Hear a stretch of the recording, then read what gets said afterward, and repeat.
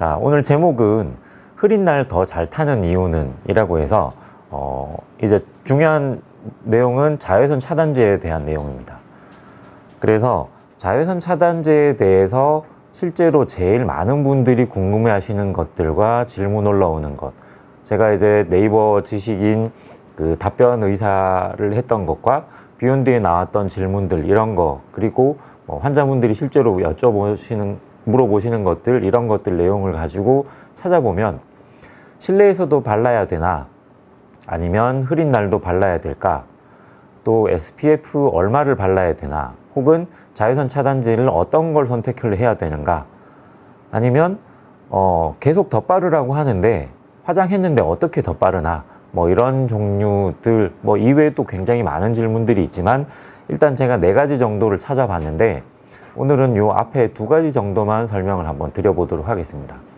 일단 자외선에 대한 설명은 대부분 너무들 이제 잘 아실 것 같고, 자외선, 햇빛에서만 나오는 건 아니지만 햇빛에 있는 자외선이 자외선 A, B, C가 있는데, C는 대기권 안으로 들어오질 못하고 A와 B가 들어와서 자외선 A와 B가 작용을 하게 되는데, 자외선 A, B, C 여기에 들어가는 얘네들이 주로 좋은 작용으로는 비타민 합성에 도움을 주고 살균 작용을 하고 이런 것들이 있긴 하지만, 나쁜 작용으로는 흔히 이제 생각하게 되는 피부가 타는 거, 그 다음에 피부 노화를 일으키고 주름을 만드는 거, 그리고 피부암 같은 걸 만들 수 있다는 거, 그런 이제 안 좋은 점들이 있으니까, 그래서 자외선을 물론 필요하긴 하지만 차단을 해야 된다 라는 의미에서 이제 자외선을 차단하기 위한 방법들을 많이 이제 생각을 해왔었고, 그래서 자외선 차단제를 발라야 되는데, 당연히 맑은 날 햇빛 아래 야외 활동을 할 때는 자외선 차단제를 발라야 될 것 같지만, 지금 이런 실내 여기처럼 창이 있긴 하지만 커튼이 다 닫혀 있고 지금 조명들만 이렇게 나오고 있는 이런 상황에서 과연 발라야 할까?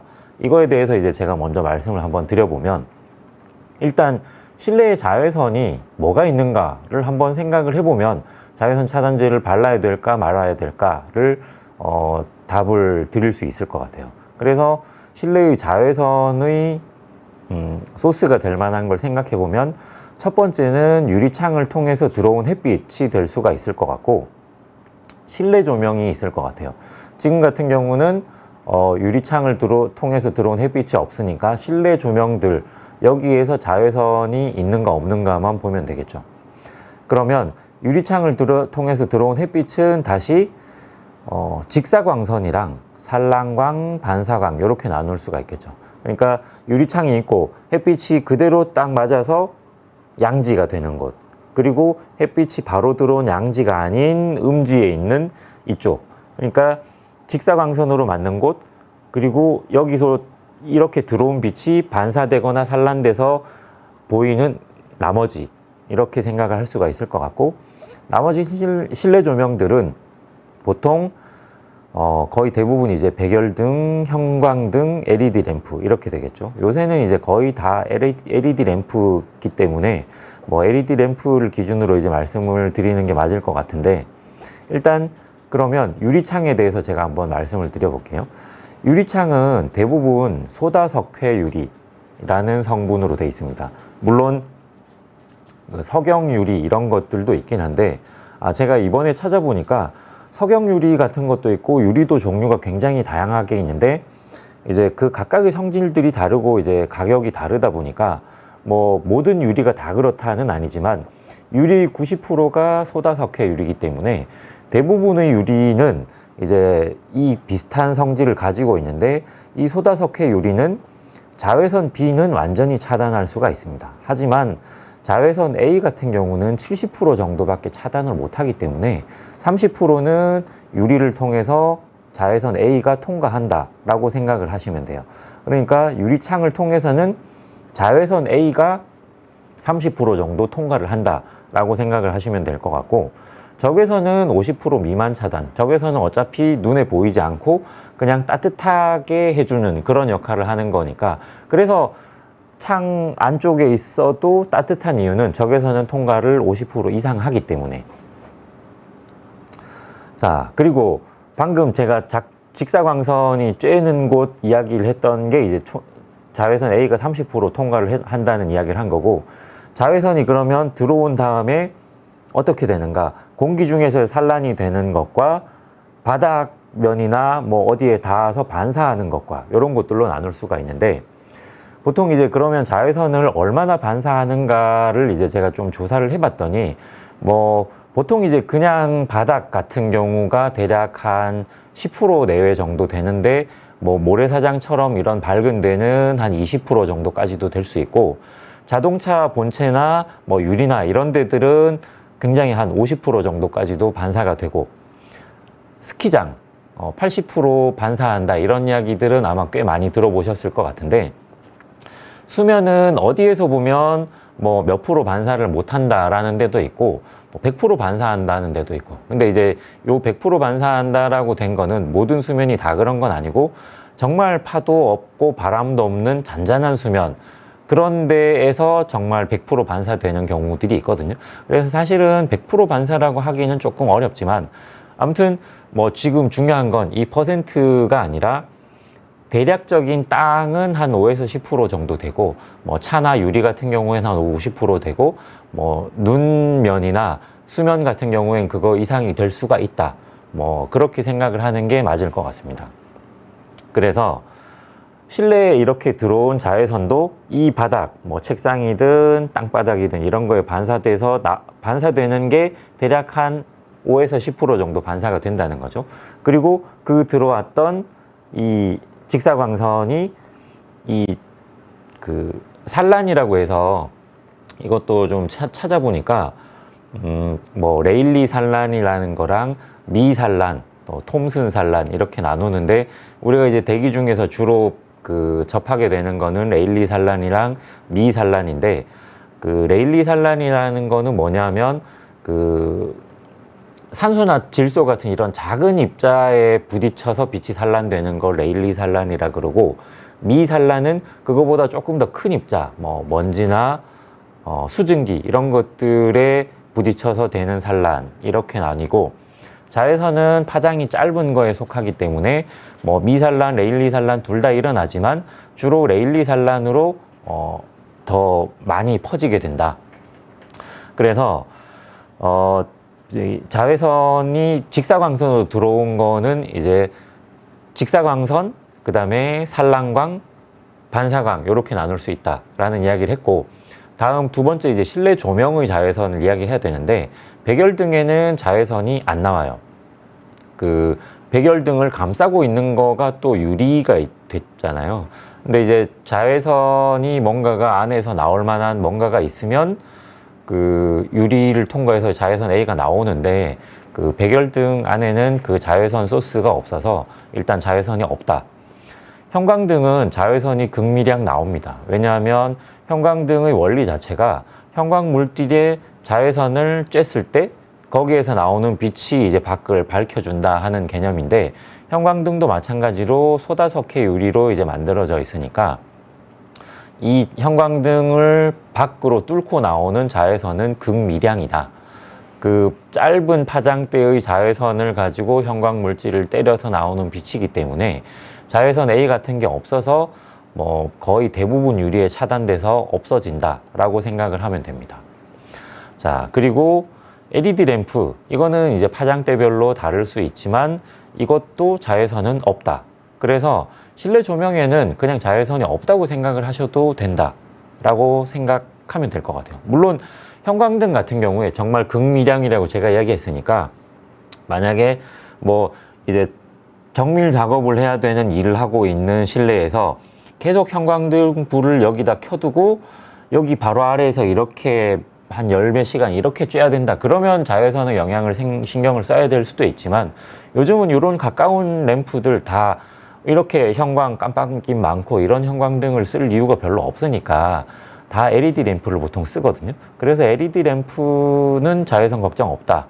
자, 그러면 정리를 해보면 실내에서의 자외선은 유리창을 통해서 들어오는 직사광선과 그 직사광선 들어왔던 게 반사되어 들어가는 나머지 실내, 그리고 창이 아예 없는 실내, 이렇게 나눴을 때 직사광선 부분은 자외선 A가 30% 통과하기 때문에 자외선 차단제가 필요할 것 같아요. 그러니까 실내에 있어도 자외선 A를 차단할 수 있는 자외선 차단제를 바르는 게 필요하다. 그런데 직사광선이 쬐지 않는 다른 실내, 거기는 반사된 자외선과 산란된 자외선이 일부는 있을 수 있다. 그래서 이런 경우는 이제 생각을 해야 될 게, 자외선이 있긴 하니까 차단은 해야 되겠지만, 그러면 자외선 차단제를 발라서 얻는 이득과 바르지 않았을 때 생기는 손해와 이걸 이제 득실을 따져야 된다는 거죠. 만약에 그래서 내가 자외선 차단제를 바르면 계속 트러블 생기고 피부 장벽 깨지고 뭐 이런 분이다. 그렇다면 굳이 실내에서 직사광선을 쬐지 않는 곳에서 자외선 차단제를 발라야 할까라고 저는 생각을 하고, 저는 안 바릅니다. 저는 자외선 차단제를 한 이틀, 3일만 발라도 여드름 나거든요. 그래가지고 이제 안 바르는데, 뭐 그거는 말씀드린 대로 정해진 답이 있는 게 아니라 나의 피부 타입에 따라, 그리고 내가 가진 생각과 뭐 생활 패턴에 따라 이렇게 정하는 거라고 생각하시면 될 것 같아요. 창이 없는 실내다 그러면 필요 없다라고 생각하셔도 될 것 같습니다. 자, 다음은 오늘의 주제인 흐린 날도 발라야 할까? 흐린 날 왜 더 잘 탈까? 자, 그러면 흐린 날이라는 건 다른 날이랑 다른 건 일단 구름이 햇빛을 바로 내리쬐는 걸 막고 있다라는 거와, 뭐 또 습도는 더 높은 가능성이 더 있을 거고, 뭐 이런 정도를 이제 생각을 하면 될 것 같은데, 그러면 제일 맑은 날과 차이가 생기는 구름이 자외선을 얼마나 차단하는가에 대해서 알아보면 될 것 같습니다. 그러면 자, 구름은 일단 안타깝게도 자외선 A는 그냥 그대로 통과가 됩니다. 자외선 B는 최대 50% 정도밖에 차단이 안 돼요. 그러니까 직사광선이 없어서 그늘이니까 이거는 별로 뭐 자외선이 없지 않을까라고 생각을 하지만, 자외선 A가 그냥 그대로 들어오고 자외선 B도 최대 차단돼 봐야 50%니까 그 자외선 양으로 봤을 때 한 원래 맑은 날의 한 80%, 구름 없는 날의 80% 정도까지 통과가 돼서 나온다라고 생각을 하면 되는 거예요. 그렇다면 사실 흐린 날이 별로 뭐 자외선이 적어지는 게 아니네 라고 생각을 하게 되는데, 자, 이제 여기서 그냥 참고로 제가 말씀을 드리는데, 그 워터프루프 뭐 이런 것 때문에 제가 이제 조사를 하다 보니 물속으로는 한 60cm 정도까지 도달을 하니까 60cm 밑으로 계속 내려가 가지고 이제 잠수를 하면서 그 밖으로 안 나오고 그 노실 수 있는 분이라면 자외선 차단제를 안 바르셔도 되겠지만, 살려면 나와야 되잖아요. 그래서 이제 밖으로 나와서 숨 쉬는 동안 자외선 노출이 된다. 그러니까 물속에 들어갈 때도 자외선 차단제는 발라야 된다라고 생각하시면 될 것 같습니다. 자, 굉장히 중요한 이야기가 하나가 있는데, 그 깨진 구름 효과라고 나와요. 이제 브로큰 클라우드 이펙트라고 해서 이게 뭐냐 하면 구름 한 점 없는 맑은 날이 아니라 구름이 적당히 있는 날, 너무 하늘을 가린 날도 아니고 너무 조금 있는 날도 아니고 막 뭉게구름 막 이렇게 해가지고 되게 예쁜 하늘, 그러니까 지금 이런 하늘색에 뭔가 막 뭐 손뭉치 이렇게 뿌려놓은 것 같은 이런, 제가 이거를 위해서 오늘 이 셔츠를 입고 온 건 아닌데 아무튼 뭐 생각이 아무튼 그런 정도로 구름이 적당히 있는 날, 이런 날은 오히려 구름이 한 점 없는 날에 비해서 자외선 강도가 더 강해집니다. 그 아까 말한 것처럼 자외선 A는 그냥 원래 그냥 다 통과한다고 했었으니까 자외선 B가 차단되는 정도가 중요한데, 자외선 B가 그 구름이 최대 50% 정도를 차단해 준다고 했지만 엉성하게 있는 이런 구름들이 있을 때는 오히려 강도가 더 강해진다는 거예요. 그래서 이거의 원인을 찾아봤는데 그 과학자들도 이거의 원인을 정확하게 알진 못한다 하지만, 대략적으로 이제 설명을 하는 게, 구름이 있으면 직사광선이 이렇게 내려와서 요 틈으로만 이렇게 내려와 오면 될 걸, 요 구름에 맞았던 직사광선이 반사돼서 이렇게 더 떨어진다라는 거죠.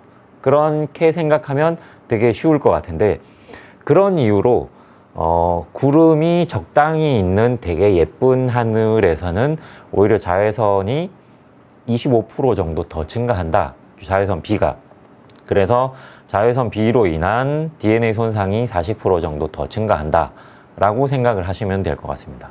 자, 그렇다면 흐린 날 더 잘 탈 이유는 없지 않을까. 맑은 날보다 그래도 자외선이 뭐 80% 정도라고 했으니까 뭐 맑은 날에 비해서는 더 적지 않을까. 근데 이제 제가 방금 말씀드린 것처럼 깨진 구름 효과라는 이야기를 하긴 했지만, 뭐 그걸 떠나서도 그냥 구름이 자욱하게, 뭐 이런 안개가, 뭐 구름이 이렇게 막 하늘을 다 가리고 있는 이런 날도 많이 타는 이유는, 구름의 실제로 직사광선이 없다 보니까 자외선 양은 줄어들긴 했지만 직사광선이 없어서 굉장히 방심하기가 쉽다. 그러니까 이런 날 밖으로 오랫동안 다니다 보면 그 80% 통과하는 그 자외선에 그대로 노출되기 때문에 더 잘 탄다. 자, 또 이제 그런 의미로 야외 활동을 할 때는 맑은 날이든 흐린 날이든 꼭 발라야 된다 라고 생각을 하시면 될 것 같고, 특히 구름길 맑은 날은 내가 그러면 구름 사이사이로 이렇게 들어가서 그늘진 데만 있으면 되겠네 라고 생각을 할 수도 있지만, 물론 그늘진 곳은 직사광선이 있는 것보다는 자외선이 적긴 하겠지만 구름 낀 맑은 날 자외선의 강도가 더 강할 수 있다 라는 거 꼭 기억하시고, 그래서 자외선 차단제는 야외 활동을 한다, 야외에서 있는 시간이 많다, 그러면 무조건 발라야 된다 라고 생각을 하시면 될 것 같습니다.